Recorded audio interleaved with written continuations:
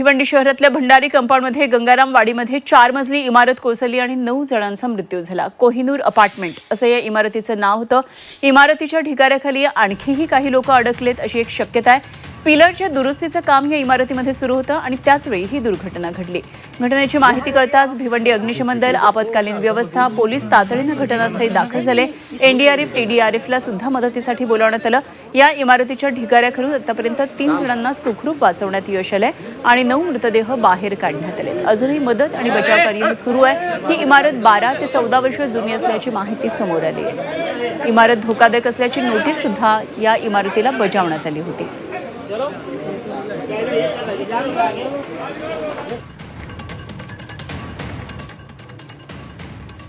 तर या दुर्घटने प्रकरणात आता काही जण अजूनही अडकलेले 3 जणांना सुखरूप बाहेर काढलेलं आहे। अजूनही या ठिकाणी बचाव कार्य सुरू आहे।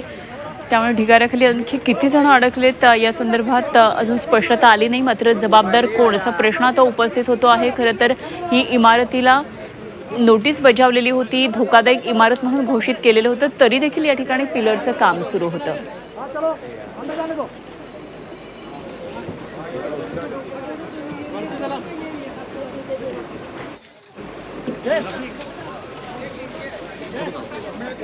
तर या दुर्घटने प्रकरणामध्ये ठाणे कलेक्टर, भिवंडीचे महापौर आणि भिवंडीच्या खासदारांनी काय प्रतिक्रिया दिली त्या पाहूया।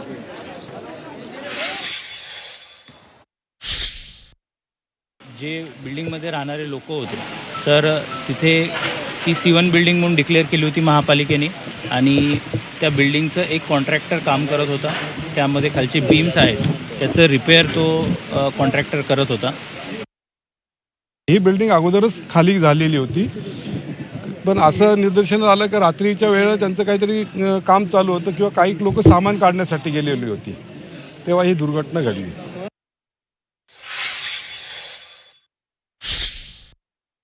अगोदर धोकादायक इमारत डिक्लेअर करून आणि सगळ्या रहिवाशांना बाहेर काढलं होतं। असं काय अधिकारी वर्ग किंवा महानगरपालिकेची चुकी नाही, परंतु त्यानंतर लोकांनी काही कारणास्तव असतो बघा, आता पावसाळ्याचे दिवस आहेत, जरी धोकादायक इमारत असते तर काही लोक आश्रय म्हणून पुन्हा त्या बिल्डिंगमध्ये राहतात किंवा ती रिस्क घेतात।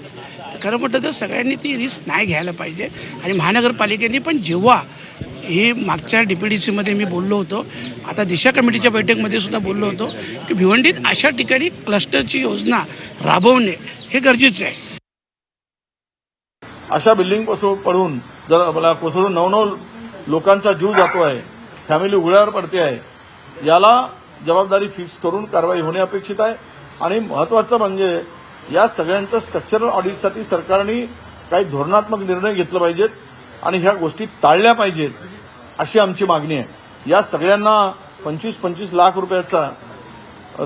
रुपयाची मदत सुद्धा सरकारने केली पाहिजेत, कारण हे सर्व कुटुंब उघड्यावर पडलेलं आहे।